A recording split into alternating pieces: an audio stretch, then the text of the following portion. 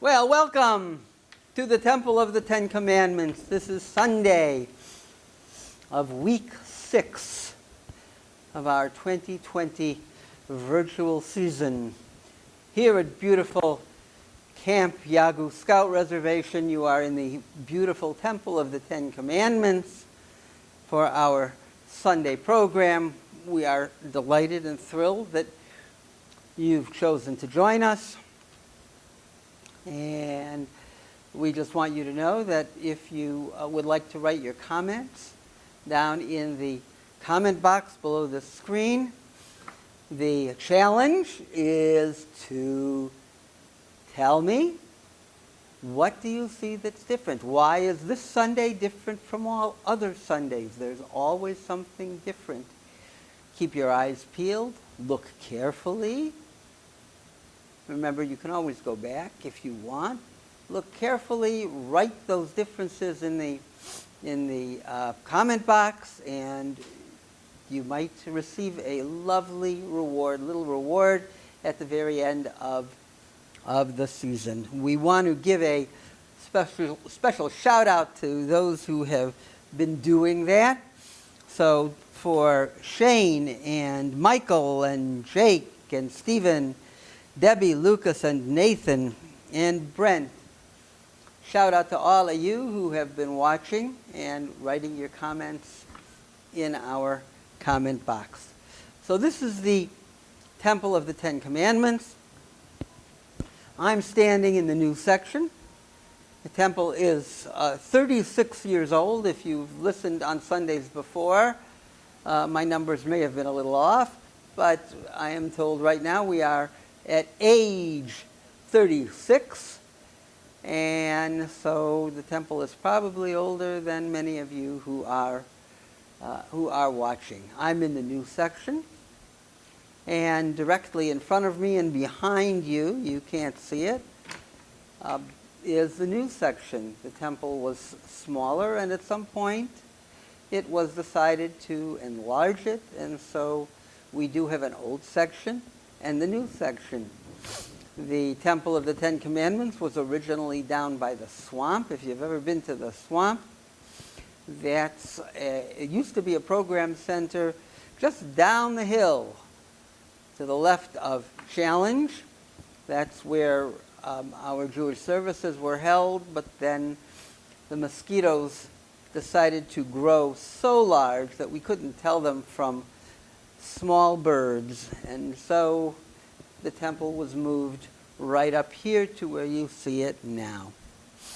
As you enter the temple, you might have seen our menorah. This is the 7-branched menorah that was always burning in the temple in Jerusalem.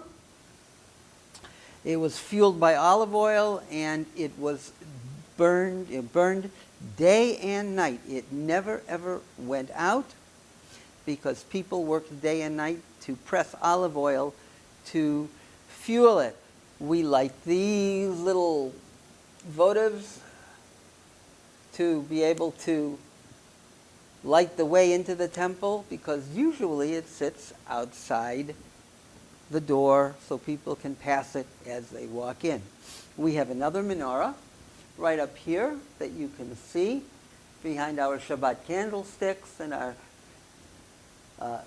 replica of the tablets of the Ten Commandments. We have this menorah that was made right here at Yagu when Matt Delva was working at the barn. He was the barn director, and he and a number of individuals collaborated on creating our beautiful 7-branched menorah. There is another 7-branched menorah that is directly behind you. Again, you can't see it, but we're going to show you a picture of it in just a moment. It has a wonderful, wonderful story. Many years ago, maybe 20 years ago, 18 years ago, I've been here 20 summers. This is my 20th summer. Any of you who are younger than 20, were not even a glint in your parents' eye when I first came to Yagu. Then our Catholic chaplain was Father Chris Davis, and our Protestant chaplain was Reverend Richard Morgan. And we would, once in a while, walk down to the old site of the Temple of the Ten Commandments. Now, the Temple of the Ten Commandments was an A-frame. It looked like this, like a big triangle. And one day I looked at the back of it, and I was amazed and surprised to see that the back support of the A-frame of the temple was a 7-branched menorah. And it is hanging beautifully. It was brought up and holds an honored place on the back wall of our temple, and we're going to show you that in just a minute.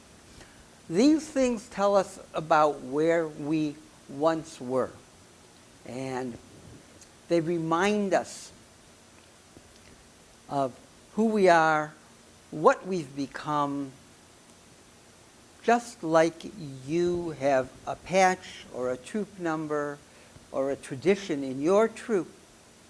They remind you, they give you a sense of your identity, they give you your memories of who you are. And so we have some of these right now, if you take a look.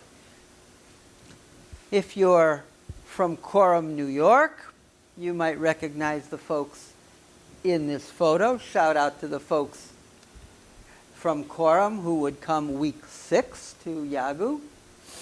We have gifts that were given us, photos. We have a mirror with a beautiful Star of David on it. And over here we have another Star of David in glass. We could actually put a candle in here and make it glow.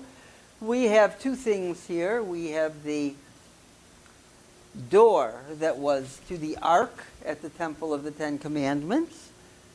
And it stayed for a very long time in 3 Point, the top side.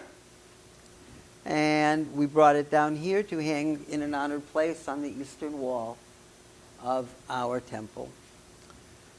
We also have a little marker right here. And if you were to walk down to Challenge a while ago, you would have seen this that says site of the old Temple of the Ten Commandments. We took that off its tree and brought it down here, and it too has an honored place on our eastern wall. I say eastern wall because many, many synagogues face east towards Jerusalem. Jewish people face east towards the place where the holiest site was our temple in Jerusalem. We have that no longer. But even when that temple was standing, interesting little fact, even when that temple was standing and people could not get to the temple on various holy days and pilgrimage festivals where everybody would gather at the temple, when somebody could not, they would gather in somebody's house or a special room or a building, and they would say prayers that reminded them of the temple and the services there, and they would face Jerusalem. So, if people lived north of Jerusalem, they would face south to Jerusalem. If they lived south of Jerusalem, they would face north towards Jerusalem. We live west of Jerusalem. We face east towards Jerusalem. And of course, if you're living west of Jerusalem, if you're living east of Jerusalem, you're going to face west towards Jerusalem. So we face Jerusalem when we worship, when we pray. Now, right here in front of you is our ark. On the ark is the 10 words that are the, tell me if you know, write it in your comment box. If you said 10 commandments, that's absolutely correct. We say that we have the ark, and in front of the ark, in many synagogues, every synagogue has an ark. Every synagogue has an ark, and they're all beautiful and decorated. Our ark has the 10 commandments. Why? because we are in the temple of the Ten Commandments. And so here we are, and you can see also our rendition also of the Ten Commandments right up there on that multicolored, the red and blue plaque. Red and blue colors, by the way, are special colors in Jewish tradition, and you might see many, many scrolls decorated in red or blue. Inside our ark, we have our Torah scroll. Inside our ark, we have our Torah scroll. Once again, we see the Ten Commandments on the front of our Torah scroll, and you can see it is decorated in blue. Now, Jews from Eastern Europe have a Torah scroll that is written on two dowels. It is attached to two dowels and rolled.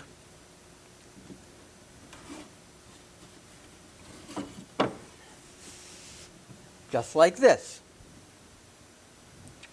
Now, Jews from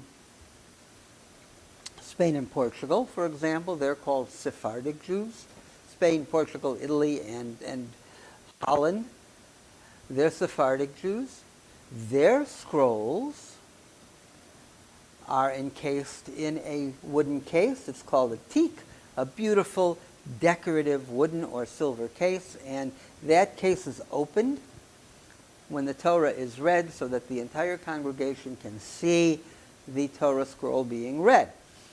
Jews from Middle Eastern countries, Iraq, Syria, Morocco, Libya, also have a scroll in the shape of a wooden case, a round wooden case, also decorated beautifully in silver or wood or with multicolored cloths. They are called Mizrahi Jews. And again, in their congregations, the scroll is opened. We open our scroll on top of a reading desk, just like this, and that's when we read the Torah. Now, in every congregation in the world, the Torah is read on each Shabbat, twice on Shabbat, and once on Monday and once on Thursday. Everybody reads the same section. They start at the beginning of the year, which is in the fall for Jewish people, for our tradition. They start at the beginning of the year, and they read section by section in order from the first lines of the book of Genesis, Exodus, Leviticus, Numbers, and Deuteronomy, until at the end of the year. We're at the end of the year now. We're getting to the end of the year, to the last words of the book of Deuteronomy, and then we just roll it right back and start all over. However, here at Yagu, during the summer, we only read one section of the Torah on Friday night, on Shabbat. If you think you know what section that is and you want to type it in, that would be great. If you typed in the Ten Commandments, you're absolutely correct, because we're at the temple of the Ten Commandments. Now, our Torah scroll is written by a person called a scribe who is specially trained. And they write with a special ink which they prepare. And they copy the Torah scroll, word for word, letter for letter. Every scroll in the world is exactly the same. It has the same number of letters, the same number of numbers, the same number of paragraphs, maybe not the same number of lines, but all of them have that. That's been going on for 2,000 years. Imagine copying a book by hand for 2,000 years, exactly like the original. We have scrolls that are 2,000 years old that are exactly identical to the number of words, letters, paragraphs in this scroll. If we were to roll our scroll out, it would stretch out from the front door of my cabin right here, all the way to the flagpole on Tim O'Neill Field. I could have each of you hold a little piece, not on the letters, and everybody, we could roll it all the way out. Some scrolls are larger, some scrolls are smaller, some are heavier, some are lighter. Yemenite Jews, their Torah scrolls have exactly 51 lines per column. Not everybody does that. But for Jews from Yemen, that is their custom, that is their tradition. Now, we never, ever touch the letters, because if we erased one of the letters with the oil on our fingers, that would make the Torah unusable. We couldn't use it until it was repaired. Therefore, we use a pointer. We have pointers called a yad, meaning a hand, which points to the letters. I have a hand here, a yad. This is a lefty, which is really special because I am a lefty. And this is the only Torah pointer that I know of that I've ever seen that is left-handed. We have some other pointers, like these. This one is very elegant. This one is made of bamboo, as you can see. And this one is double-sided. So we can either point to the Torah with this end or point to the Torah with this end. One year we had our friend Bigfoot come and practice for his bar mitzvah, and he made us a Torah pointer as well, which you can see right here in front of you. So whenever he comes, he uses this Torah pointer. Torahs come in many sizes. There's a large Torah scroll, and we have a smaller Torah scroll that looks like this. And I have rolled it to a very special place. If you think you can tell what special place I have rolled it to, type that in right in the comment box. I will let you guess what it is.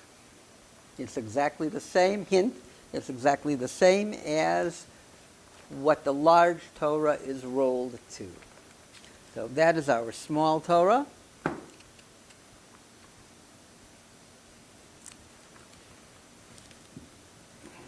we're going to leave it right here. So, this is our Torah. Now, Torah means light. We have a saying, Torah ora. The Torah is light. It's heavy, but it is light. It gives us light.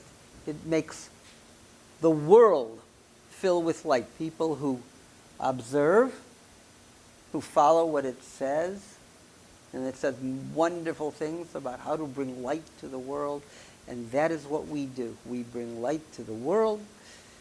We repair the world. We'll talk a little bit more about that. That light is represented by our menorah, right? Remember, 7 branches, 7 days of creation, light. We bring light into the world, and we have our eternal light right here.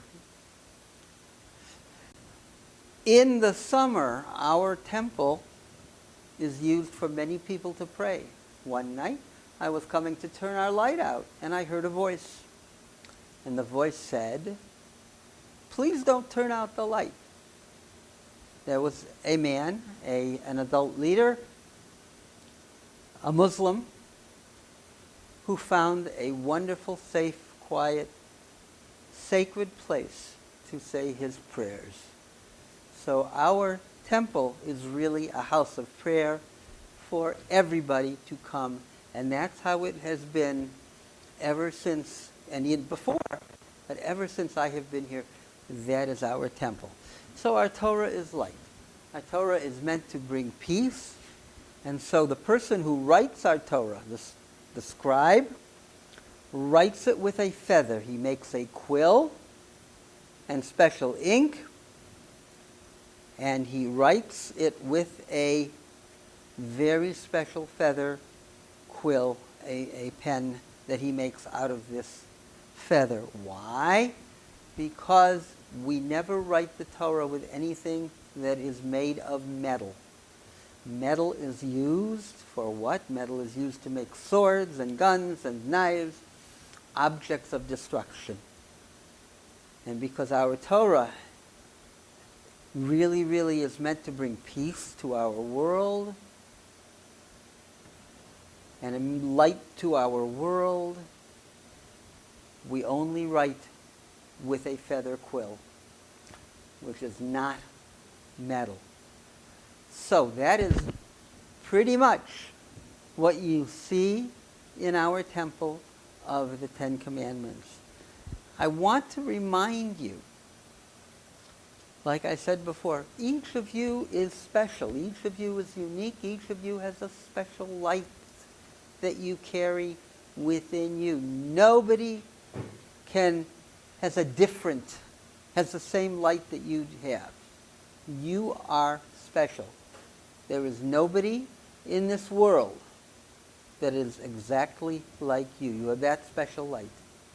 And so, if you can make somebody's day just a little better, you are casting that light into the world and making that place, making that person just a little better because you were there.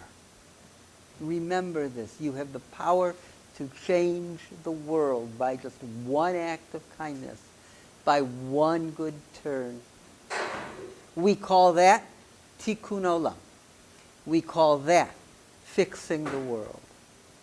So I leave you with this. I'm thrilled that you've joined us. I'm thrilled that you've been here for our week 6 of our Yagu Network. We look forward to seeing you again. Remember, comment on something that you see that's different. And hopefully we will see you again. Maybe even next week. Thank you for joining us.